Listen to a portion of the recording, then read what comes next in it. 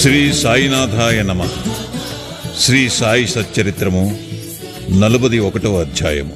చిత్రపటము యొక్క వృత్తాంతము, గుడ్డపీలికలను దొంగలించుట, జ్ఞానేశ్వరి పారాయణము. గత అధ్యాయములో చెప్పిన ప్రకారము ఈ అధ్యాయములో చిత్రపటము యొక్క వృత్తాంతమును చెప్పెదము. గత అధ్యాయములోని విషయము జరిగిన 9 సంవత్సరములకు అలీ మహమ్మద్ హేమాడ్ పంతుని కలిసి ఈ దిగువ కథను అతనికి చెప్పాను. ఒకనాడు బొంబాయి వీధులలో పోవునప్పుడు వీధిలో తిరిగి అమ్మువాని వద్ద అలీ మహమ్మద్ సాయిబాబా పటమును కొనెను. దానికి చట్రము కట్టించి తన బాంద్రా ఇంటిలో గోడకు వేలాడదీశాను. అతడు బాబాను ప్రేమించుటచే ప్రతిరోజు చిత్రపటము దర్శనము చేయుచుండెను. హేమాడ్ పంతుకు ఆ పటమిచ్చుటకు 3 నెలల ముందు అతడు కాలు మీద కురుపు లేచి బాధపడుచుండెను. దానికి శస్త్రచికిత్స జరిగెను. అప్పుడతడు బొంబాయిలోనున్న తన బావమరిదియగు నూర్ మహమ్మద్ పీర్భాయ్ ఇంట్లో పడియుండెను. బాంద్రాలో తన ఇల్లు 3 మాసముల వరకు మూయబడి ఉండెను. అక్కడ ఎవరునూ లేకుండెరి. అచ్చట ప్రసిద్ధి చెందిన అబ్దుల్ రెహమాన్ బాబా, మౌలానా సాహెబ్, మహమ్మద్ హుస్సేన్, సాయిబాబా, తాజుద్దీన్ బాబా మొదలగు యోగుల పటములుండెను. వానిని కూడా కాలచక్రము విడువలేదు. అతడు వ్యాధితో బాధపడుచు బొంబాయిలో నుండెను. బాంద్రాలో ఆ పటములు ఏల బాధపడవలెను? పటములకు కూడా చావు పుట్టుకలున్నట్లుండెను. పటములన్నీ వాని అదృష్టములు అనుభవించెను. కాని సాయిబాబా పటము మాత్రము ఆ కాలచక్రమును తప్పించుకొనెను. అది ఎట్లు తప్పించుకొనగలిగెనో నాకింతవరకు ఎవ్వరూ చెప్పలేరైది. దీనిని బట్టి సాయిబాబా సర్వాంతర్యామి అనియు, సర్వవ్యాపి అనియు, అనంత శక్తుడనియు తెలియచున్నది.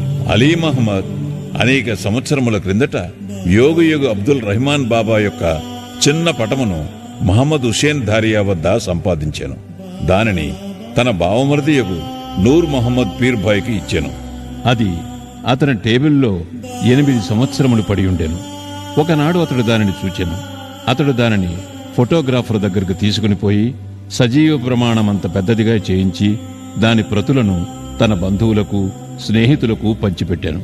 అందులో ఒకటి అలీ మహమ్మద్కిచ్చాను. దానినతడు తన బాంద్రా ఇంటిలో పెట్టాను.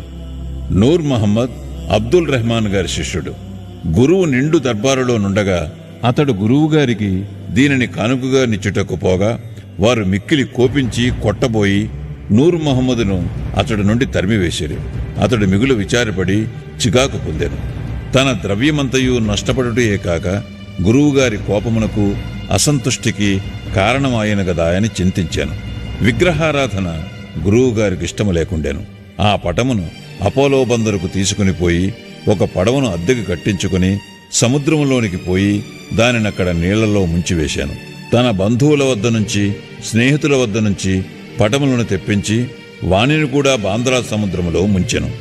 ఆ సమయమున అలీ మహమ్మద్ తన బావమరిది ఇంటిలో నుండెను.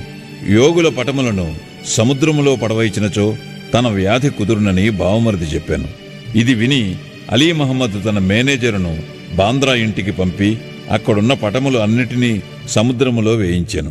2 నెలల పిమ్మట అలీ మహమ్మద్ తన ఇంటికి తిరిగి రాగా బాబా పటము ఎప్పటివలే గోడ మీద నుండుట గమనించి ఆశ్చర్యపడెను. తన మేనేజరు పటములన్నీ తీసివేచి బాబా పటము ఎట్టుమరిచెనో అతనికి తెలియకుండెను. వెంటనే దానిని తీసి బీరువాలో దాచాను. లేకున్న తన బావగారు దానిని చూచినచో దానిని కూడా నాశనము చేయునని భయపడెను. దానినెవ్వరికివ్వవలను? దానిని ఎవరు జాగ్రత్తపరిచెదరు?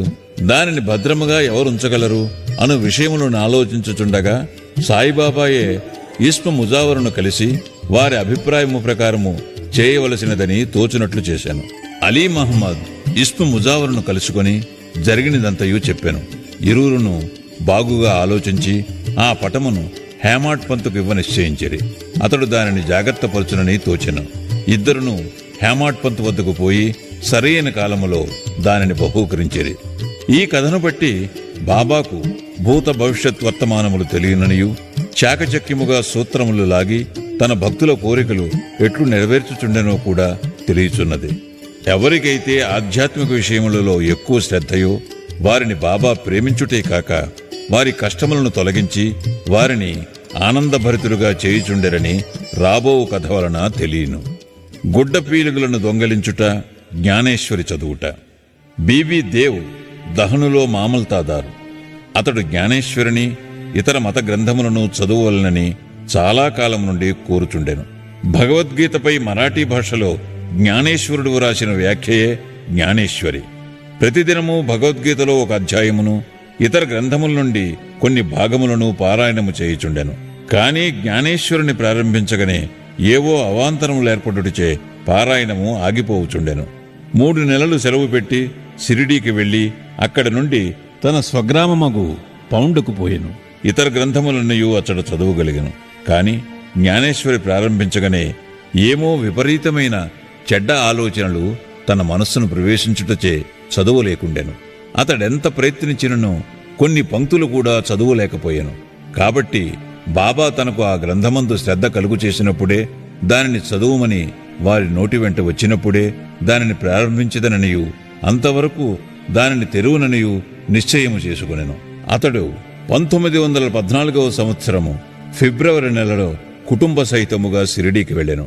అక్కడ ప్రతిదినము జ్ఞానేశ్వరి చదువుచుంటివాయని బాపూసాహెబ్ జోగ్ దేవుగారిని అడిగాను.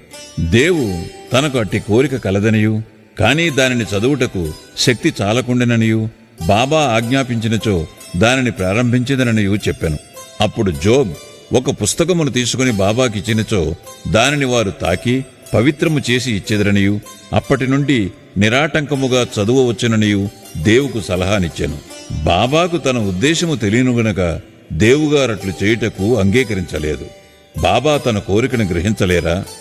దానిని పారాయణ చేయమని స్పష్టముగా ఆజ్ఞాపించలేరా అనను. దేవు బాబాను దర్శించి ₹1 దక్షిణనిచ్చెను. బాబా 20 రూపాయలు దక్షిణ అడుగుగా దానిని చెల్లించాను. ఆనాడు రాత్రి బాలకరాముడను వానిని కలుసుకుని అతడు బాబాయందు భక్తిని, వారి అనుగ్రహమును ఎట్లు సంపాదించినని ప్రశ్నించాను.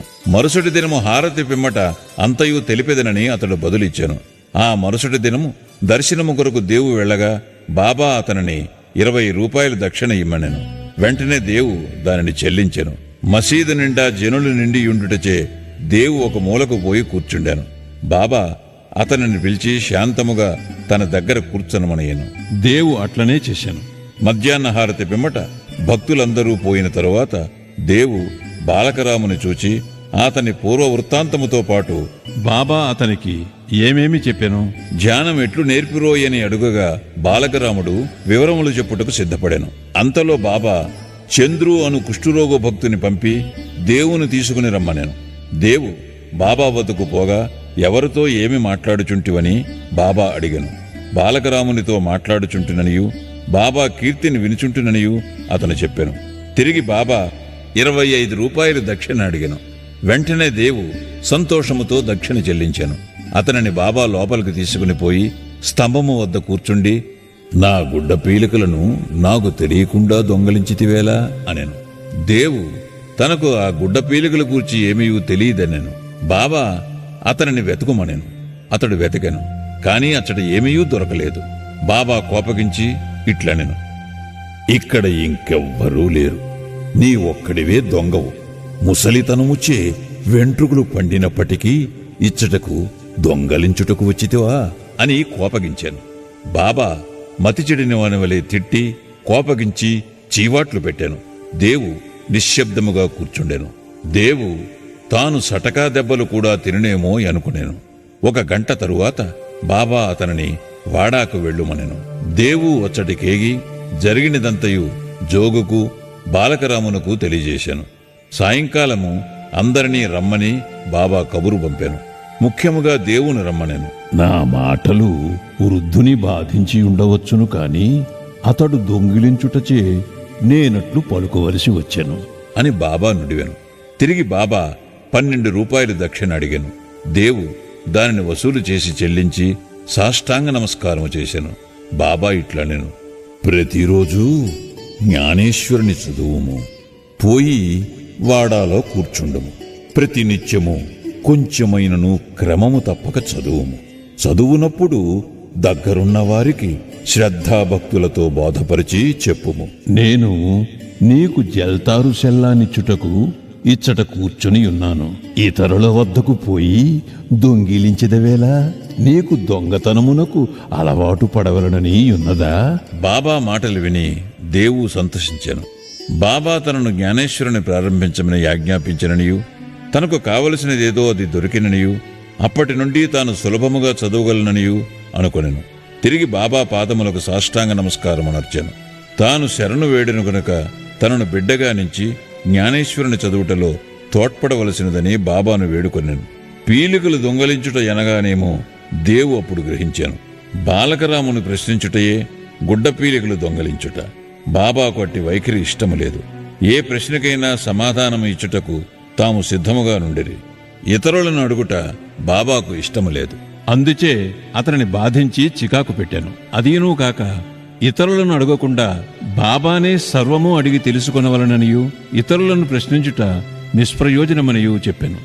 దేవు ఆ తిట్లను ఆశీర్వాదములుగా భావించి సంతుష్టితో ఇంటికి పోయాను. ఆ సంగతి అంతటితో సమాప్తి కాలేదు. బాబా చదువుమని ఆజ్ఞాపించి ఊరుకొనలేదు.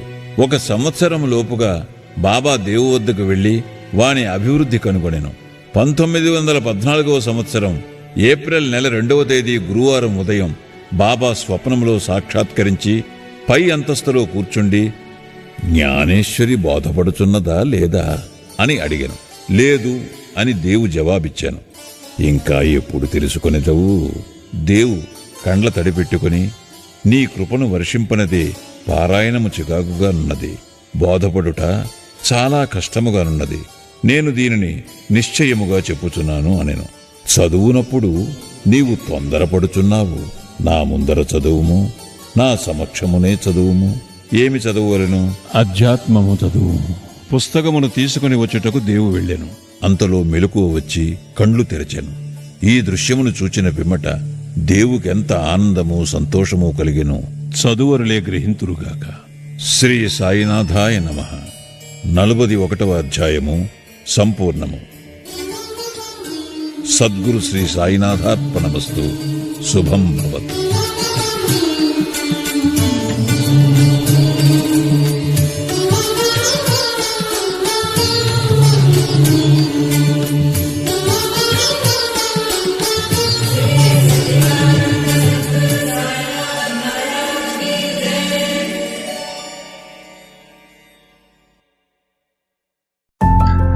Thank you for watching.